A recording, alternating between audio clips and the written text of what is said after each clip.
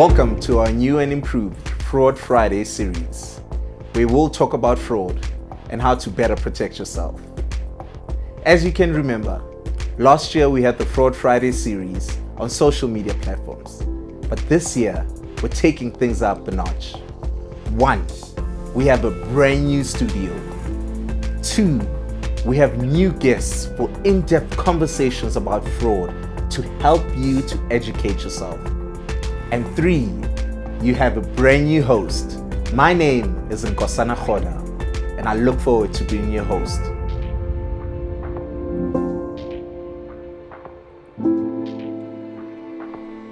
Today we have Carolina Reddy, Head of Fraud Risk Management at Standard Bank. Hi, Carolina. Hi, Nkosana. I'm really excited to be here and talk to you about Vishing today. So, to get us started off, what is Vishing? You know, Nkosana, Vishing is a new modus, and it's a very interesting one. So, fraudsters actually phone customers. So, it's a voice call, that's where the V comes from, and they impersonate a known party. So, as an example, they phone you impersonating the Standard Bank fraud call center. And what they do is they create a sense of comfort and a sense of urgency. So they tell you that you've had fraud on your account, and they then convince you to share information with them, information that the bank would never ask you to share. Okay. The first thing that they will do as well, which is very suspicious, and you should look out for this, is they would ask you to give them your landline number. And the reason why they do that is they want to free up your cell phone, because there are messages that are going to go to the cell phone that they would want you to look at and share with them. So when they ask you to give them the landline number, remember, we're a bank, and if you have a relationship with us, we would know your landline number. So that's the first sign. What they then do is they call you on your landline number, and they'll talk to you about transactions that have been done on your account.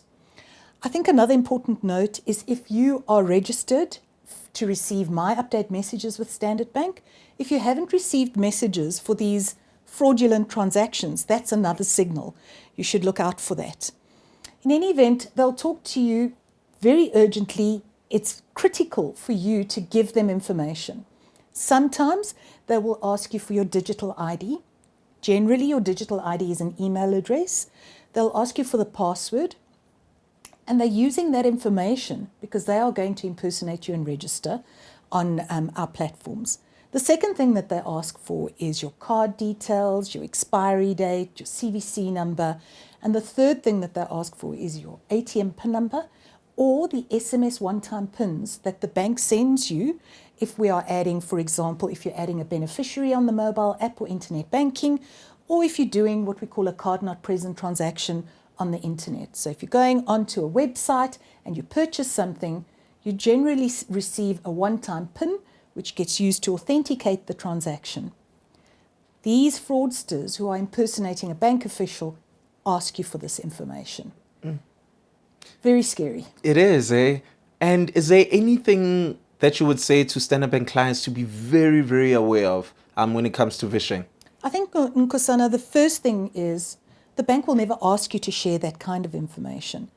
So if someone's calling you and asking you for a one-time PIN or an ATM PIN number or even your digital ID for the mobile app or internet banking, those are signals. The second thing is if they ask you for your home telephone number so that they can phone you on a different number. I think the other really important point is if you don't recognize the number. Fraudsters are so brazen, they'll phone you from a cell phone number. And you answer this and they are saying they're calling from the bank. So if it's not, for example, if they're impersonating the Standard Bank fraud call center, if it's not the 0800 020 600 number, immediately put the phone down, call our fraud call center and report it, or go on to www.standardbank.co.za and look up the important numbers. Call us if you feel uncomfortable because it's very intimidating. If I am a victim, I may not want to speak on the phone. You're welcome to go into a branch and report it at the branch, and they'll assist you. And we will then, open a fraud matter and also confirm and verify. In many cases, customers, when they realize that this is a fraudster that's calling them, they haven't had fraud on their account.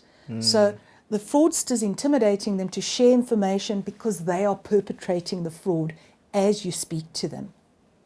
Wow, I've learned so much from you, and thank you for that. And I'm sure the audience has also learned so much about vishing and what to be aware of. Thank you for your time, Carolina, already. Thank you.